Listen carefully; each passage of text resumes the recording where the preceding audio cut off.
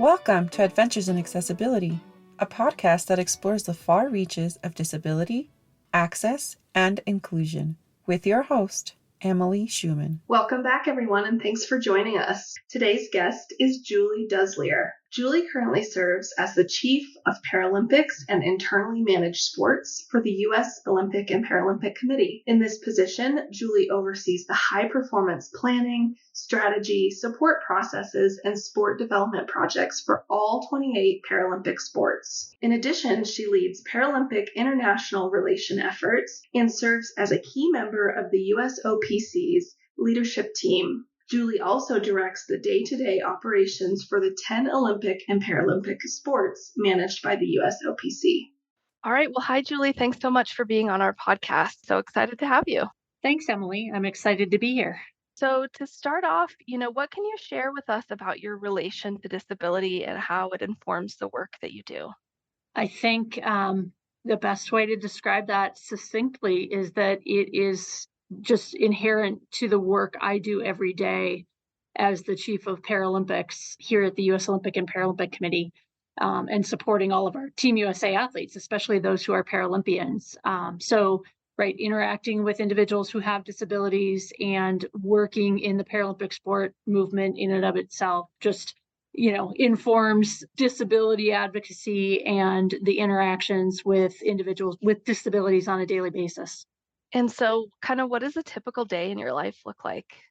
I wouldn't say there is a typical day. That's one of the things I love about my role and my job is that every day is different. So there's always something different going on and, new and exciting coming at me. But I think, to sum up what generally my day looks like, if I'm in the office, it's a pretty long day. I get up I'm an early riser. I get up very early, try to take a pass at my inbox early in the morning, particularly to connect with folks who are in Europe. We work with a lot of organizations, including the International Paralympic Committee, who are based in Europe. Getting on things first thing and then taking some time for myself, whether that's, getting a workout in typically or a little bit of personal family time before coming into the office, and then spending a full day here with our team at the U.S. Olympic and Paralympic Committee.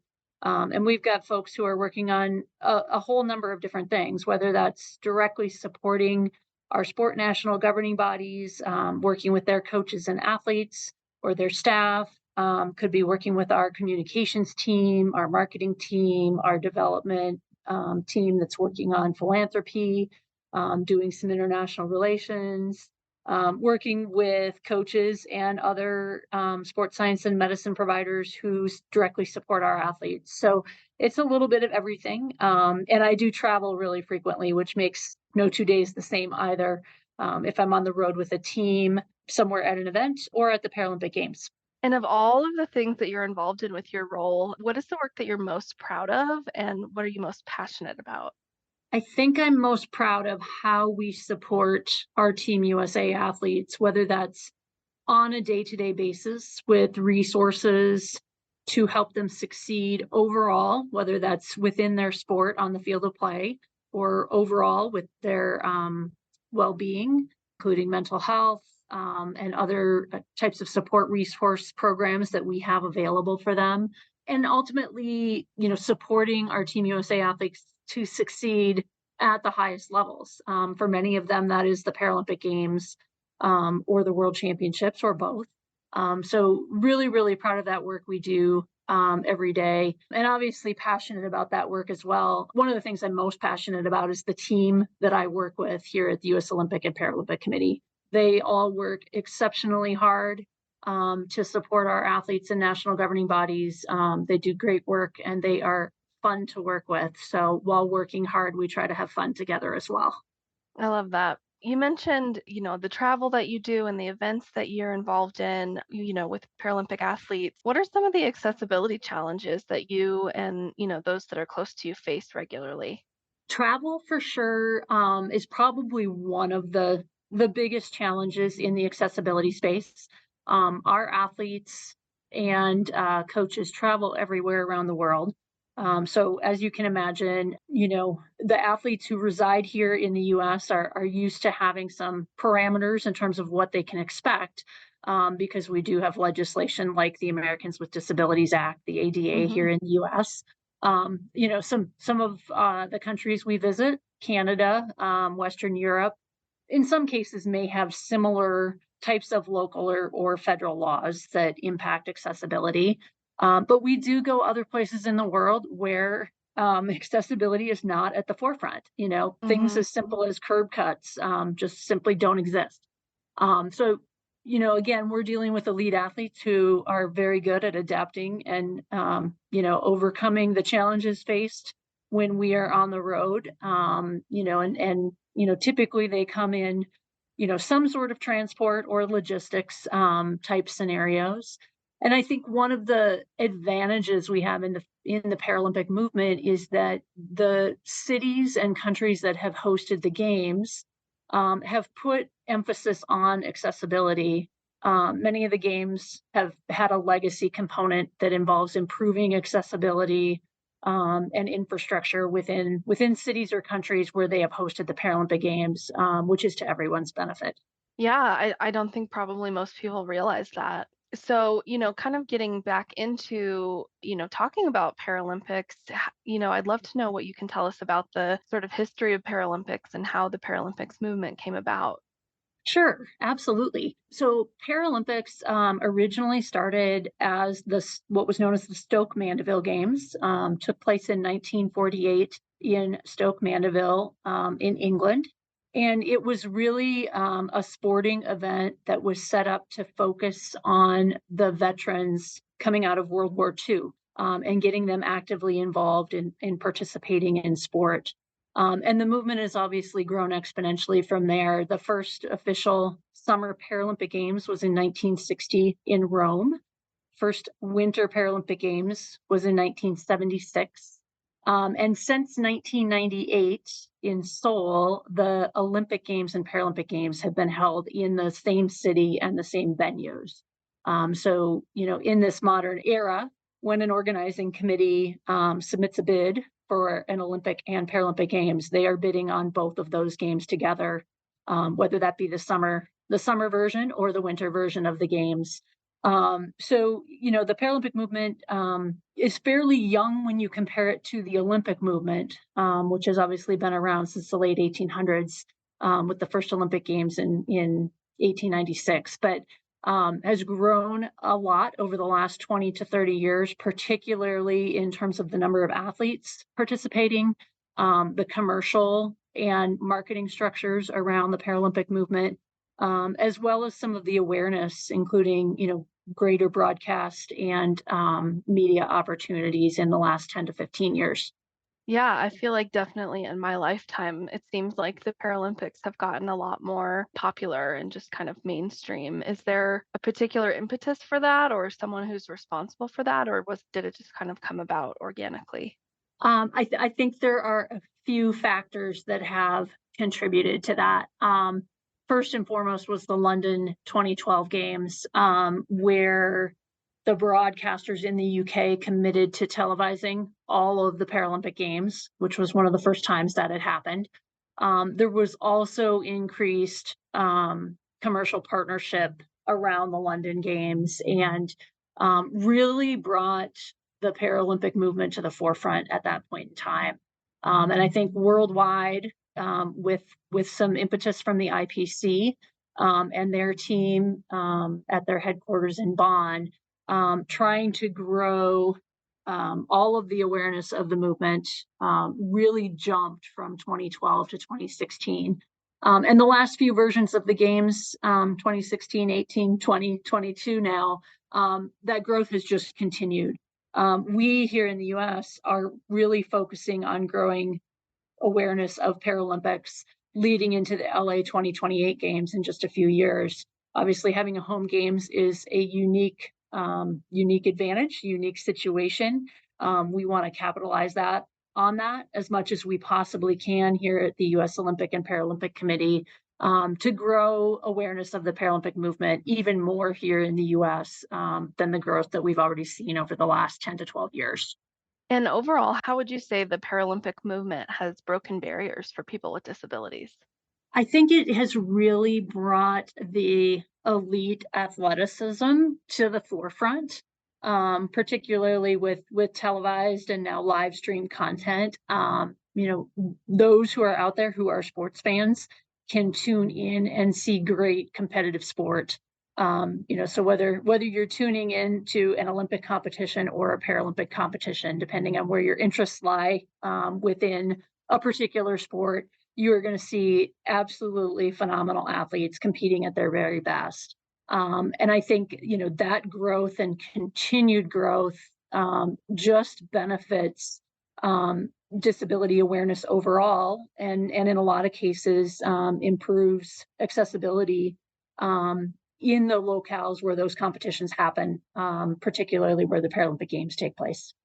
And our next upcoming Paralympic Games is going to be in Paris, right, in 2024. Tell us what we can expect. Is there anything exciting we should be watching out for? Any athletes to keep an eye on? So we are just over a year out from Paris 2024, which we are very excited about. To provide a little bit of an overview of what the Paris Paralympic Games sport program looks like, there are 22 sports that are contested at the Paralympic Summer Games. And that program now has looked the same for the last few games. So the sports that took place in Tokyo are the same 22 sports taking place in Paris. There are always a ton of great competitions to watch. Sports like track and field, you're going to see a whole range and spectrum of events, from sprints to jumps to throws to the marathon. The team sports are always very, very exciting and great competition. Team sports in Paralympics include wheelchair basketball, both men and women, goalball, men and women, wheelchair rugby, as well as sitting volleyball for men and women. So lots of exciting competition in the team sport area. And the Paralympics includes a range of different sports, sports that are a little more mainstream, like swimming, or sports that are specific to individuals with disabilities, such as bocce. There's a little bit of something for everyone. We are very optimistic that at this point in time about Team USA's performance and how things will be looking going into Paris next year. Most of our sports are competing in world championships this month, next month, and into the fall. And many of them will earn their quota slots, or if they are a team sport, their team's qualification into the Paralympic Games over these next few months.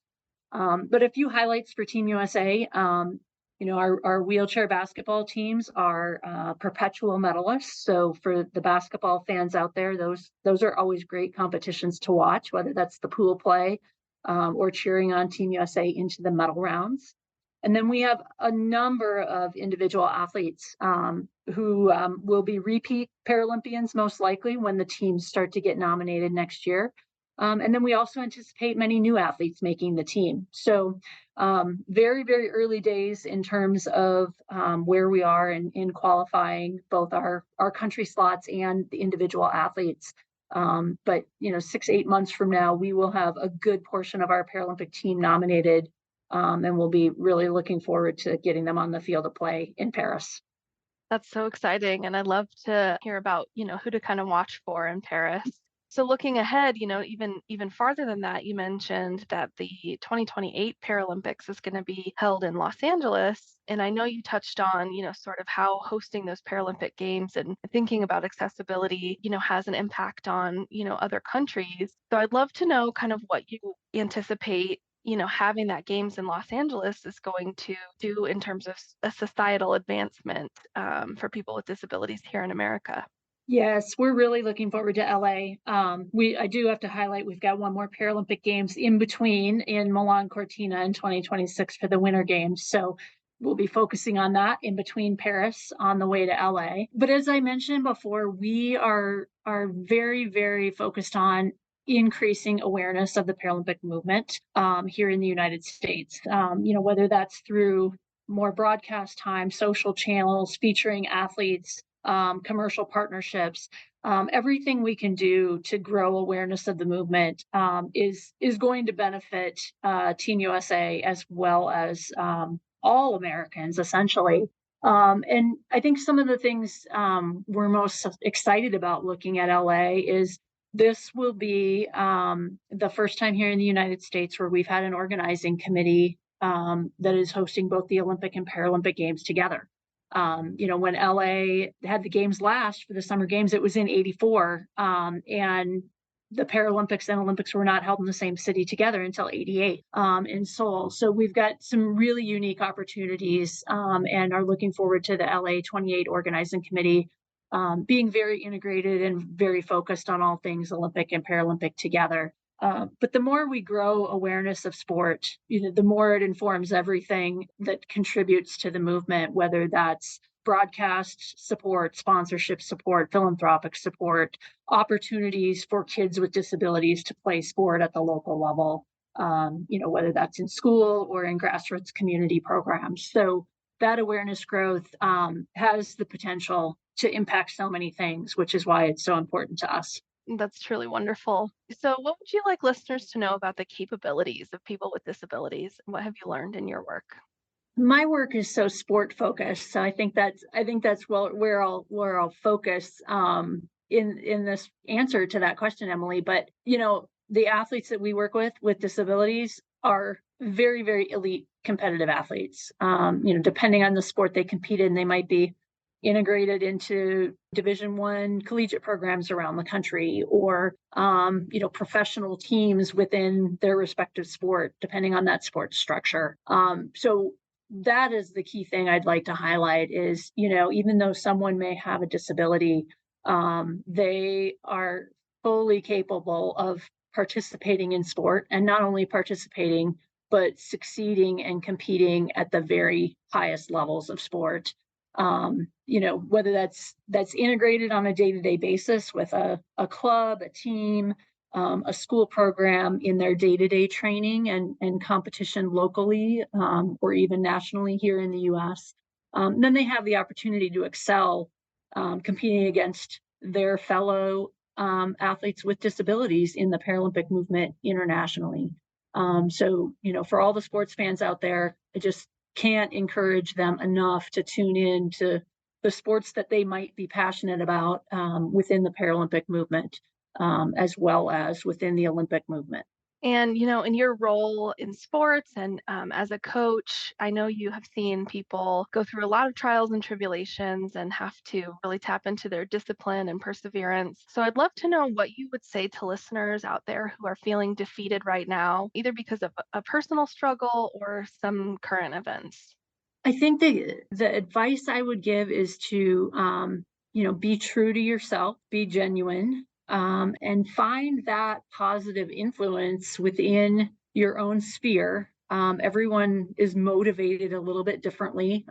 Particularly as a coach, I've seen that with athletes. And interestingly enough, it filters over into the employment world as well. Everyone has a different type of motivation. Some of us are self-motivated, others are motivated more extrinsically. But you've got to understand and know yourself to know what that is, and then go and seek out what it is that you need to keep that positive influence in your life. I love that.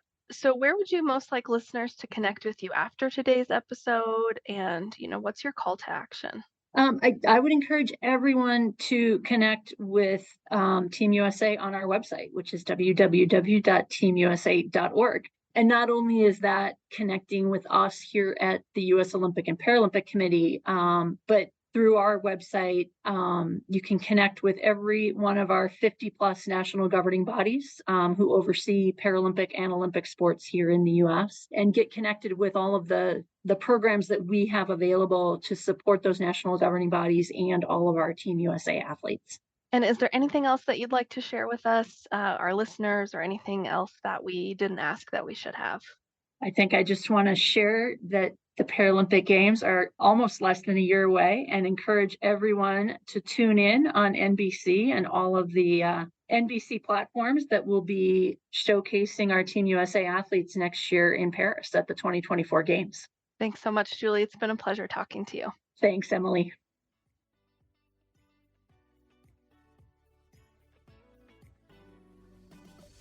Thank you for listening to this week's episode of Adventures in Accessibility. Tune in next time for another dive into the unknown. Adventures in Accessibility is hosted by Emily Schumann, and Jessica Lucinia is our sound engineer. This podcast is a project of the Rocky Mountain ADA Center and is funded under a grant from the National Institute on Disability, Independent Living, and Rehabilitation Research, grant number 90DPAD0014. This production is intended solely for entertainment and informal guidance and should not be considered legal advice. The opinions expressed by guests are not necessarily held or endorsed by the Rocky Mountain ADA Center.